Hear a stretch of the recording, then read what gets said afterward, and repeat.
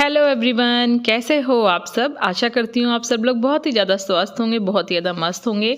तो आज के दिन की शुरुआत फिर वही मैंने की, एक गिलास गर्म पानी पी के और फिर फ्रेश होके मैं आ गई थी किचन में। और ये जो मैंने रात को दही जमाया था ना, ये मैंने हटाकर देखा कि कैसा जमा है। और ये ना मैंने रात को वही सब कुछ भिगो दिया था अपनी सुबह की डिटॉक्स ड्रिंक के लिए। इसको मैंने रख दिया उबालने के लिए गैस पर। और वो जो मैंने दही जमाया था ना, वो ठीक से नहीं जमा था। हालांकि मैंने शॉल में लपेट के रखा था, बट फिर भी ना हल्का सा रह गया था। लेकिन उस दिन से बैटर जमा था शॉल में। लेकिन यार ठंड बहुत ज़्यादा है, तो हमारे यहाँ पे एक तो टट्टर वगैरह खुले रहते हैं ना, तो ठंडक की वजह से दही थोड़ा सा ढीला जमा था। तो मैंने उसे थोड़ी देर गर्म पानी में रखा, तो वो आधे एक घंटे में ही ठीक हो गया। लेकिन एक बहन ने मुझे ये सजेशन दिया था कि दीदी दही को ना आटे के कंटेनर में रख दिया करो, तो उससे दही अच्छा जमता है, बिल्कुल चक्का एकदम। तो मैं इस चीज़ को अभी जब मैं नेक्स्ट टाइम दही जमाऊंगी तो मैं ज़रूर फॉलो करूंगी और आप लोगों को दिखाऊंगी भी, ठीक है। तो उसके बाद ना ये एक तरफ तो ना मेरा पानी बॉईल हो रहा था, वो वाला डिटॉक्स वाला जो जीरा अजवाइन सौंफ अदरक वाला था। और एक तरफ ना मैं इसमें भी पानी गर्म कर लेती हूँ, क्योंकि सुबह सुबह ना मैं थोड़ी थोड़ी देर बाद ना पानी पीती रहती हूँ। तो बाकी के पूरे दिन तो अभी मैं मतलब एक एक दो दो घूंट तो मैं नॉर्मल वाला टेम्परेचर का पानी भी पी लेती हूँ। लेकिन सुबह सुबह ना मैं थोड़ी थोड़ी देर में ना गुनगुना पानी ही पीती रहती हूँ। तो ये गुनगुना पानी पी लिया था। उसके बाद फिर जब तक ना ये मेरी डिटॉक्स ड्रिंक बनकर तैयार हो चुकी थी, तो मैंने ये भी ले ली थी। आप लोग कौन सी डिटॉक्स ड्रिंक पी रहे हो अभी सुबह सुबह मॉर्निंग में, ये मुझे कमेंट करके ज़रूर बताना। और जो लोग ये वाली डिटॉक्स ड्रिंक फॉलो कर रहे हैं ना, मेरी वाली, उन लोगों को अपनी बॉडी पे अच्छे से इंच लॉस नज़र आ रहा होगा। बेली फैट आप लोगों का चला गया होगा, क्योंकि मुझे फॉलो करते करते 8 दिन हो चुके हैं, ठीक है। और 8 दिन में मुझे बहुत अंतर लग रहा है मेरे पेट पर। बाकी की बॉडी पर तो जो लगेगा वो लगेगा। और स्किन मेरी और भी ज़्यादा ग्लोइंग हो गई है, बाल कम झड़ रहे हैं, जैसा कि मैं आप लोगों को बता रही हूँ। तो अगर इस वाली डिटॉक्स ड्रिंक को फॉलो करोगे ना, तो ऐसा नहीं है कि सिर्फ फैट ही जाएगा, और भी बहुत सारे फ़ायदे हैं, ठीक है। तो इसको ज़रूर ट्राई करना। तो कौन कौन ट्राई कर रहा है ये मुझे कमेंट करके ज़रूर बताना। और एक सिस्टर का कमेंट आया था कि दीदी मेरा 3-4 किलो वेट लॉस हो गया है, तो आपको बहुत बहुत बधाई। और शिवानी जहाँ नाम है शायद उनका। और वो ये कह रही थी कि वो काफ़ी ज़्यादा डिमोटिवेट हो गई थी और 3-4 हज़ार की दवाइयाँ खा के भी कुछ नहीं हो रहा था। लेकिन मेरी वीडियोस को देख के उन्हें काफ़ी मोटिवेशन मिला और उनका 3-4 किलो वेट भी लॉस हुआ है। और घरेलू टिप्स फॉलो करके उनकी कोई प्रॉब्लम भी ठीक हो गई है। तो आपके लिए मैं बहुत ज़्यादा खुश हूँ। और आप सब लोगों से भी कहूँगी कि देखो, मैं जो कुछ भी बता रही हूँ ना, उसको सिर्फ देखने से या सुनने से ठीक नहीं होगा। जो कुछ भी बता रही हूँ, जब तक उसको फॉलो नहीं करोगे कंटिन्यूसली, है ना, ये सब चीज़ें कोई जादू नहीं है कि आपने पहले दिन ही यूज़ किया और पहले दिन ही आप एकदम से स्लिम हो गए। लेकिन जो मैं आपको ये ड्रिंक बता रही हूँ ना, इसको अगर कंटिन्यूस यूज़ करते रहोगे तो डेफिनेटली आपका बेली फैट ख़त्म हो जाएगा। बहुत ही अच्छी ड्रिंक है। मैं जब भी इसको यूज़ करती हूँ हमेशा ये रिजल्ट देती है। और अभी ठंडों में ना 3-3 4-4 स्वेटर पहनने के बाद, 2-2 लोअर पहनने के बाद भी मैं इतनी मोटी नहीं लग रही कि कोई मुझे मोटा बोले, ठीक है। तो बस ये सब कुछ इसी ड्रिंक का कमाल है। और बाकी फिर ना वही घर के सारे काम किए, झाड़ू पोछा, साफ़ सफाई घर की, नहाई, पूजा करी। उसके बाद फिर मैं आ गई थी किचन में। और किचन में आज मैंने बनाया था ब्रेड पिज़्ज़ा, ठीक है। अब पिज़्ज़ा के नाम से ये मत सोचना कि जंक फूड है कोई भी। इसमें हम क्या करते हैं कि जो सूजी है उसको दही और थोड़ा सा पानी डाल के भिगो देते हैं। उसमें अपनी मनपसंद खूब सारी सब्जियों को कट कीजिए, मसाला डालिए और राई का और हींग का तड़का मार दीजिए, ठीक है। तो जैसे उत्पम का बैटर बनाते हैं ना, कुछ उसी तरीके से बैटर। तो ये मैंने ना रात को ही बना के रख दिया था, क्योंकि सुबह बहुत काम होते हैं। और अभी ना मैं थोड़ा ठंड में थोड़ा आराम से उठ रही हूँ, जल्दी नहीं उठ रही, क्योंकि यही थोड़ा सा टाइम होता है ना कि हमें भी मन करता है कि थोड़ा जल्दी ना उठें, थोड़ा देर तक रजाई में रह लें। तो मैं ना इस वक्त 8 बजे करीब उठ रही हूँ डेली सुबह सुबह।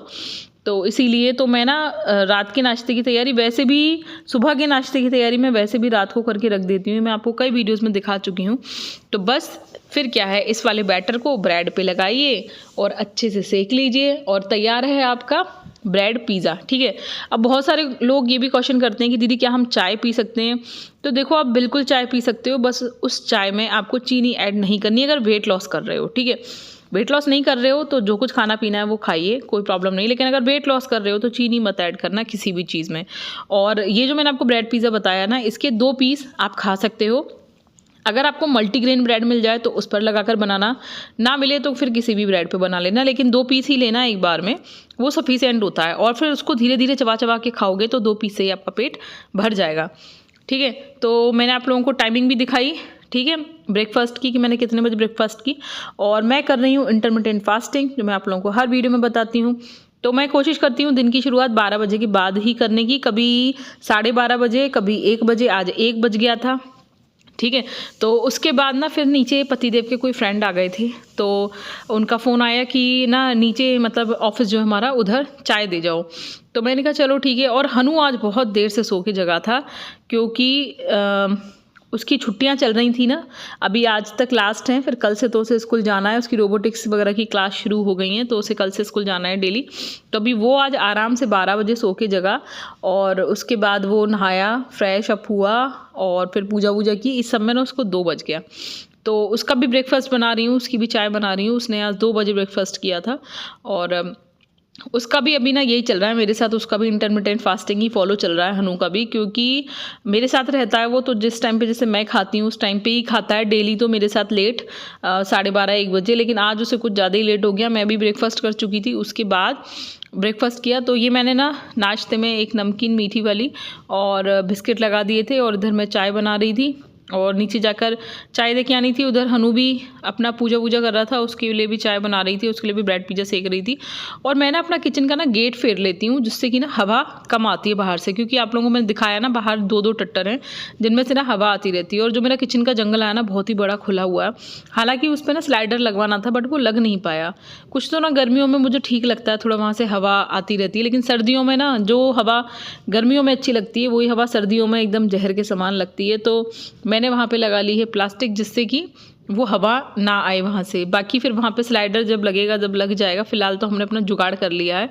तो ये मैंने नाश्ता लगा दिया था, बस चाय ही खदक रही थी। और इधर ना मैंने गोभी और आलू को काट लिया था दोपहर के लंच के लिए। ठीक है, तो हनु का फेवरेट है गोभी आलू, उसको बहुत ही ज़्यादा पसंद है। बस अच्छे से खूब मसालेदार अच्छे से तेल में फ्राई करके बना दो तो उसे गोभी आलू बहुत ही ज़्यादा पसंद है। तो वही सेम तरीका जैसे सारी की सारी सब्जियों को बनाते हैं हम।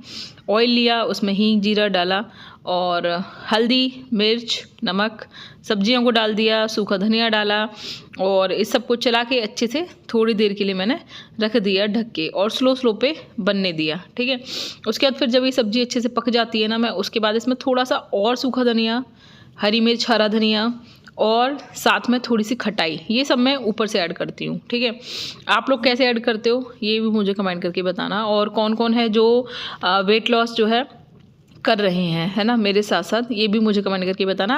और आप लोग किस सिटी से मेरी वीडियो को देख रहे हो ना, ये भी कमेंट करके बताया करो। कितना वेट है, कितना कम हुआ है, ये भी बताया करो, क्योंकि आप लोगों के कमेंट्स पढ़ के ना मुझे तो अच्छा लगता ही है।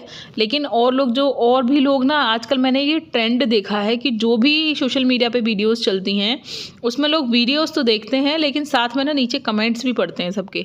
तो अगर आप कमेंट्स करोगे ना अच्छे पॉजिटिव, तो और लोग जो आपके पॉजिटिव कमेंट्स पढ़ेंगे उनको भी आपसे भी बहुत ज़्यादा मोटिवेशन मिलेगा। मतलब जैसे मेरी वीडियोस देख के तो लेते ही हैं, आप लोगों के कमेंट्स पढ़ के भी उनको एक अच्छा कुछ जीवन का कुछ उद्देश्य मिलेगा, है ना। तो ये नाश्ता लगा के मैं दे आई थी नीचे। उसके बाद फिर मैंने काटा एक अमरूद, और अच्छे से खूब चबा चबा के स्लोली खाया।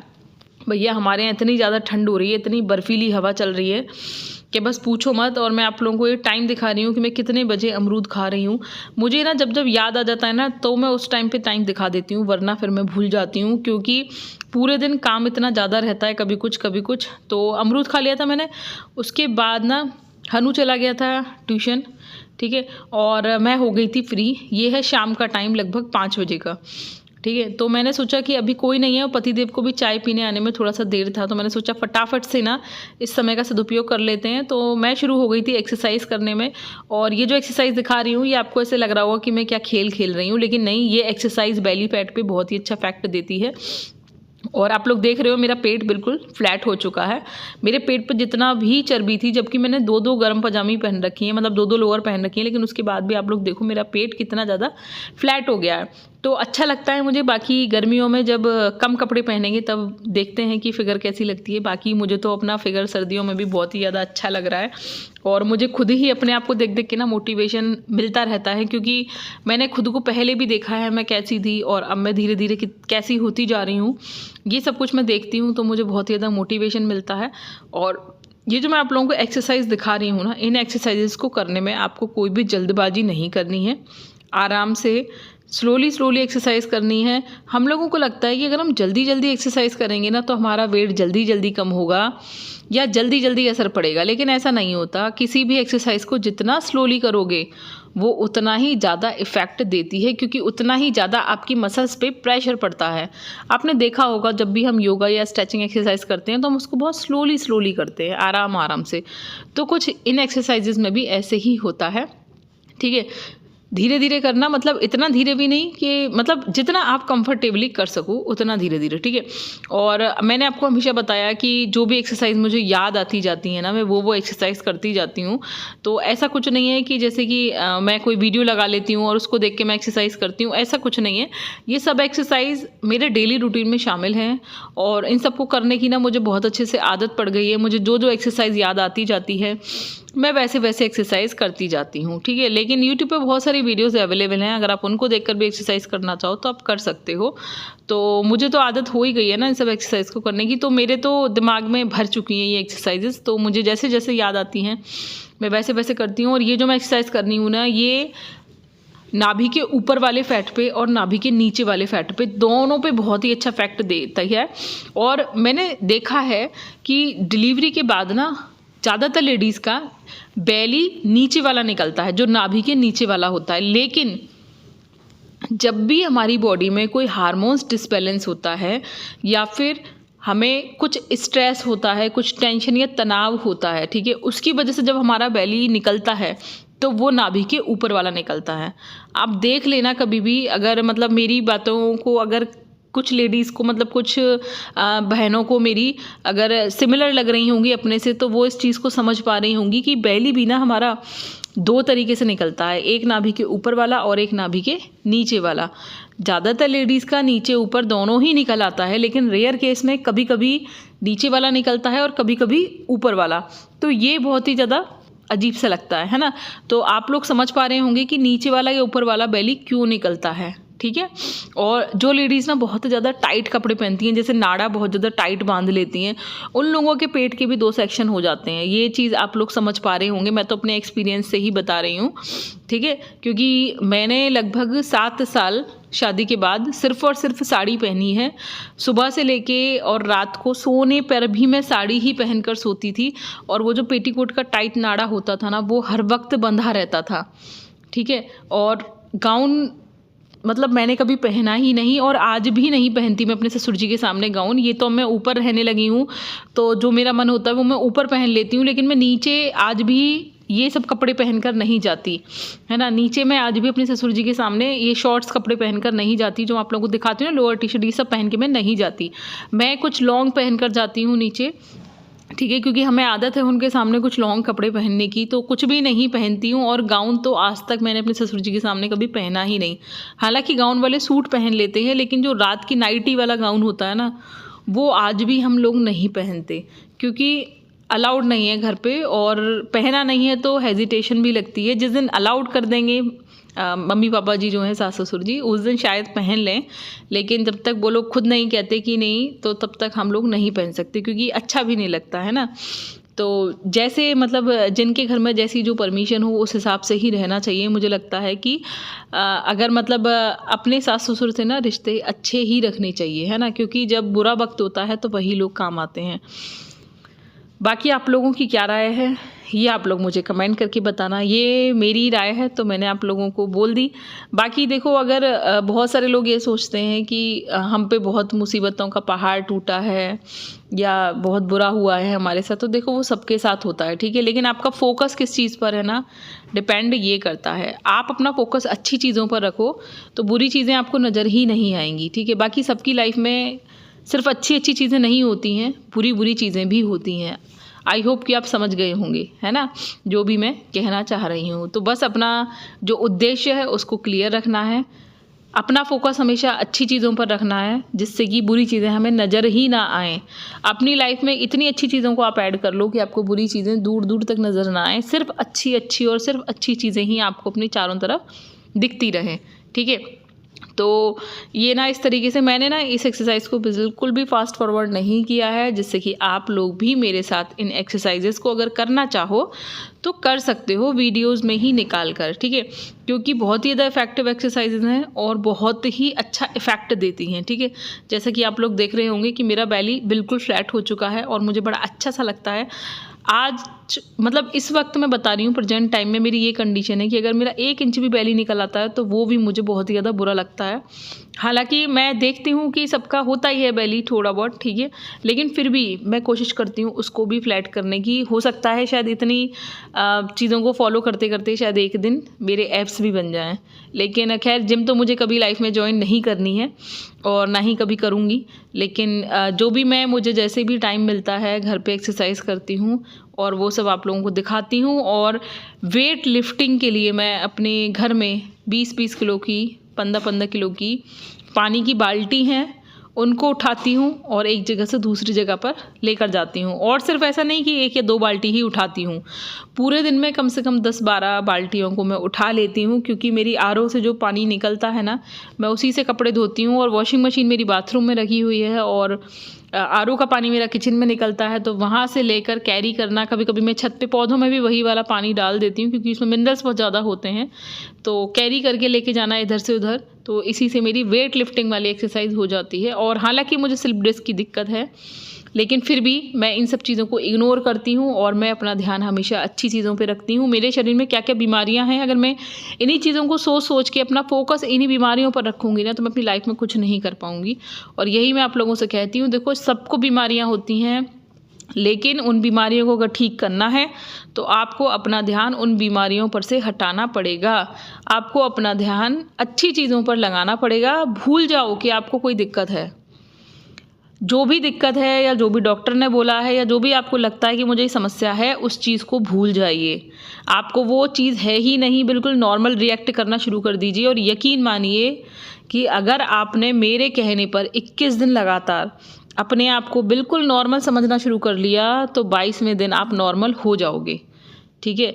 और इस चीज़ की मैं गारंटी लेती हूँ आप लोगों से, क्योंकि हमारे शरीर को सिर्फ 21 दिन लगते हैं किसी भी चीज़ को समझने में। अगर 21 दिन तक हम सेम चीज़ उसको दिखाते रहते हैं तो वो 22वें दिन ये मान लेता है कि ये यही है, और फिर हमारा शरीर उसी तरीके से रिएक्ट करना शुरू कर देता है। और आप लोग कह रहे होंगे कि दीदी आप इतना ज्ञान क्यों फैल रही हो, तो मैं आपको बता रही हूँ, मैं ऐसी चीज़ें ना पढ़ती रहती हूँ, ऐसी किताबें मैं अच्छी अच्छी पॉजिटिव पढ़ती रहती हूँ, जो मैं आप लोगों से भी कहती हूँ कि पढ़ा करो।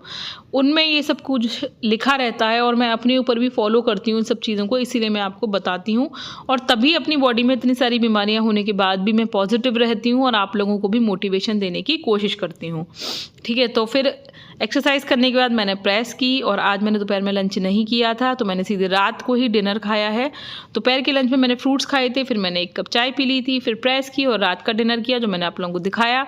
उसके बाद मेरे देवर जी जा रहे थे नेपाल, तो हम लोग आ गए छत पे उनको बाय बाय करने। वो नीचे खड़े हुए थे गली में, पतिदेव छोड़ने के लिए जा रहे थे उनको। और कोहरा इतना भयंकर था कि मोबाइल में ना काफ़ी कुछ तो ये नज़र भी नहीं आ रहा, ठीक है, बहुत सारा है जो नज़र ही नहीं आ रहा। जितना नज़र आ रहा है ना, उसका 4 गुना कोहरा था। हमें अपने घर के अलावा बराबर वाला घर तक भी नहीं दिख रहा था, ये हाल था कोहरे का, ठीक है।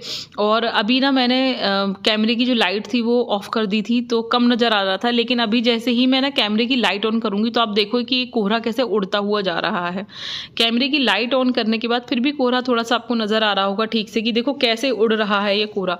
इतना भयंकर कोहरा था कि हमें अपनी छत भी ना ठीक से दिखाई नहीं दे रही थी। लेकिन क्योंकि कैमरे की क्वालिटीज़ अच्छी होती है ना, इसीलिए ठीक से क्लियर आ रही है, लेकिन आंखों से ये सब चीज़ें धुंधली दिखाई दे रही थी, ठीक है। फिर उसके बाद रात को सोने से पहले मैंने वही अपना वेट लॉस चूरन लिया और उस चूरन को लेकर मैं सो गई गहरी नींद में। आई होप कि आपको वीडियो पसंद आया होगा, तो लाइक करना, शेयर करना, चैनल को सब्सक्राइब ज़रूर करना। बाय।